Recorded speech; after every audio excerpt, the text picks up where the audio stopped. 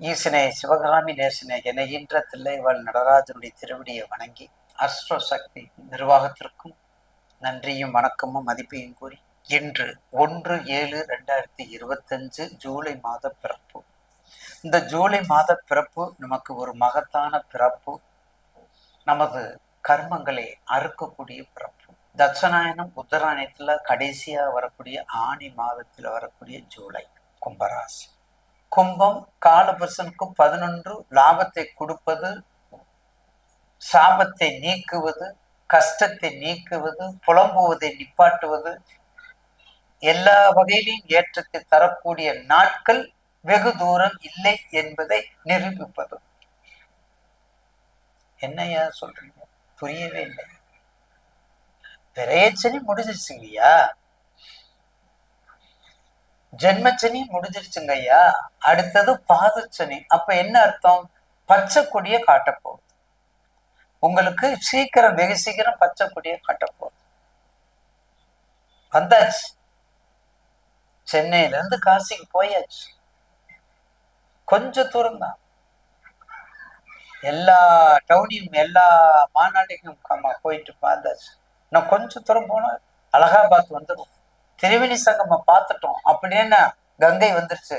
கங்கை கரையில காசி, கங்கை கரையில காசி. விஜயவாடா போனா அப்ப நான் காசி எவ்வளவு தூரம் நம்ம பார்க்கணும். இன்னும் விஜயவாடா போறோம், சூலூர்பேட்டே போகலங்கிறோம். அதே மாதிரி தான் சூலூர்பேட்டை என்ற விரையச்சனி, விஜயவாடா என்ற ஜென்மச்சனி எல்லாம் போயிட்டு பாதச்சனி என்ற கங்கை வந்துவிட்டது. பாவங்களை தொலைக்கக்கூடியது இயல்பா நான் சொல்றேன். பாவங்களை தொலைக்கக்கூடியது கங்கை காவேரி, சிந்து கங்கை காவேரி வந்துருச்சு. அப்படின்னு அர்த்தம் உங்களுக்கு நல்ல காலம் வந்துருச்சு. என்ன பார்க்கணும்? உங்க தசாபத்திய பார்க்கணும். உங்க தசாபத்திய மட்டும் பார்த்துக்கணும். அதுதான் ரொம்ப முக்கியம்.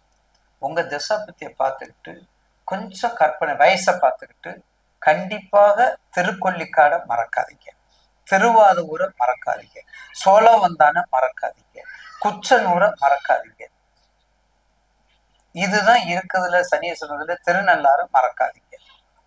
இது மிகப்பெரிய ஸ்தலங்கள். வாத ஊரான் பேரே 8 கால பூச்சிக்கு எத்தனை கால்? வாத ஊரான். சனீஸ்வரன் வாதத்தை கொடுத்த ஊர். மிகப்பெரிய ஸ்தலம். மதுரை பாண்டிய மன்னன் காலத்துல கட்டுறதுக்கு முன்னாடியே திருவாதூர் சிவன் கோயிலை பிரதிஷ்டை பண்ணது. அப்படிப்பட்ட வாத ஊரம். இப்படிப்பட்ட தெய்வங்களை வழிபாடு பண்ணுங்க.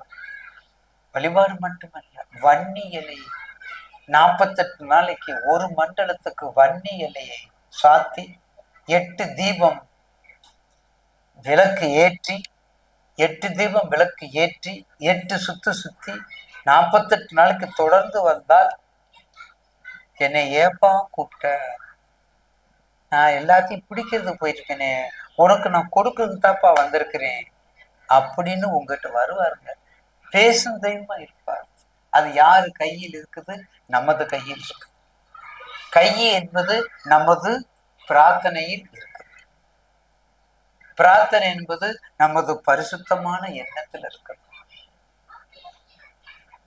அப்படிப்பட்ட கும்பராசி நேயர்களுக்கு கண்டிப்பாக இனி வரக்கூடிய காலங்கள், கடந்த காலம் தசாபதியை கூட விட்டுருங்க. திருமணமா, பொருளாதாரமா, கணவன் மனைவி உறவா, பிரிவா, இருதார அமைப்பா. இருதார அமைப்பா இருந்தா 2வது தாரம் ரெடியா இருக்குது. குழந்தை இல்லாத பாருங்க. அப்புறம் நம்ம கோர்ட்டுக்கு போகணும்.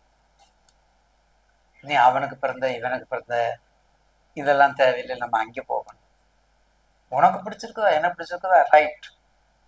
அப்ப இருதார அமைப்புக்கும் ஒன்று கூடக்கூடிய நேரம், திருமணமும் ஒன்று கூடிய நேரம், பொருளாதாரமும் ஒன்று சேரக்கூடிய நேரம், குழந்தை பாக்கியம் உருவாக்கக்கூடிய நேரம், எல்லாத்துக்கும் நேரம் வந்து விட்டது.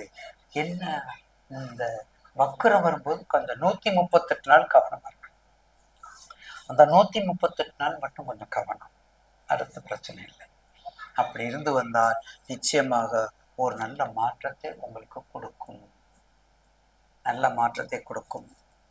அதுல மாற்று கருத்தல்ல. வணங்க வேண்டிய தெய்வங்கள் நிச்சயமாக. அதே மாதிரி உங்களுடைய கும்பராசிக்கு அந்த சிற்பி தொழில், கோயில் சம்பந்தப்பட்ட தொழில், தேங்காய், பெட்ரோல், நிலக்கரி, கெரோசின், அந்த மாதிரி ஆயில் சம்பந்தப்பட்டது, எண்ணெய் வித்துக்கள் சம்பந்தப்பட்டது, இதெல்லாம் பண்ணுங்க. குறிப்பாக அம்மன் வழிபாடு, அம்மன் வழிபாடு நல்லா பண்ணுங்க. கும்பத்துக்கு மடப்புறம் காளியை நல்லா கும்பிடுங்க. அதே மாதிரி காளிகாம்பால் கும்பிடுங்க. என் அன்னை சமயபுரத்தால கும்பிடுங்க. வெக்காளி அம்மனை கும்பிடுங்க. வேதனையோடு அவர்களுக்கு வெக்காளி துணை இருப்பார். உக்கிரகாளி, அந்த தென்னூர் பக்கத்துல உக்கிரகாளி, மடப்புறம் மடப்புறம் காளி, பவானி அஷ்டகம், பவானி அஷ்டகம் பாடுங்க. பெரியபாளையம் பவானியை கும்பிடுங்க. அந்தந்த ஏரியா ஒரே சபதி, ஒரே சபதி 48 நாட்கள்ல 3 அம்மை, 3 உலக அம்மை, 3 அம்மையை பிரதிஷ்டை பண்ண சிறப்புமிக்க இடம் வடிவுடையம்மை.